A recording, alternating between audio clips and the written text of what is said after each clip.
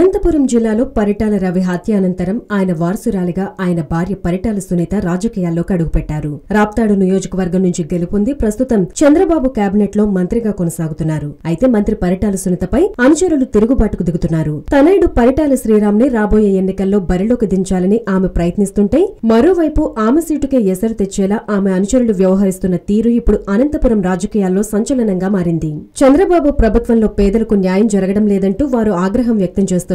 ఎన్నికలు సమీపిస్తున్న తరుణంలో ఇప్పటి వరకు నియోజకవర్గానికి మంత్రిగా సునీత చేసిందేమీ లేదని వెంపకుంట రాజన్నతో పాటు పలువురు పరిటాల అనుచరులు వాపోతున్నారు. ఈ నేపథ్యంలో రాజన్న అసంతృప్తులతో కలిసి తల్లిమడుగుల గ్రామంలో సమావేశం నిర్వహించారు. చంద్రబాబు ప్రభుత్వంలో తమతో పాటు పేదలకు జరుగుతున్న అన్యాయాన్ని రాజన్న వివరించారు. నాడు నిరుపేదలకు న్యాయం చేయాలన్న ఉద్దేశంతో పరిటాల రవితో కలిసి భూస్వామ్య పోరాటాలు చేశామని రాజన్న గుర్తు చేశారు. రవి మరణించిన తర్వాత రాజకీయాల్లోకి వచ్చిన అతని భార్య సునీత తమ ఆశయాలను పక్కన పెట్టి కుటుంబ రాజకీయాలకు తెరలేపారని ఆరోపించారు. సునీత పాలనలో వారి కుటుంబ సభ్యులకు తప్ప ఈ ప్రాంతంలోని బడుగు బలహీన వర్గాల్లోని పేదలకు న్యాయం జరగడం లేదని విమర్శించారు. సీఎం చంద్రబాబు ఇచ్చిన హామీలను సాధించడంలో విఫలమయ్యారని సమావేశంలో ఆరోపించారు. ఇక ఆమెతో వేగలేం, అందరం కలిసి వెళ్లిపోతామంటూ పిలుపునిచ్చారు. పేదల పక్షాన పనిచేసే నాయకులు పార్టీలకు మద్దతివ్వాలని సూచించారు. పేదలకు అండగా నిలిచిన వైఎస్ జగన్మోహన్ రెడ్డి పక్షాన నిలిచేందుకు వైసీపీలో చేరతామంటూ సూచించారు. ఈ నేపథ్యంలో తానొకటి తలిస్తే దైవం మరొకటి తలిచిందన్నట్లు అసలుకే ఎసరొచ్చేలా ఉందని భావించిన సునీత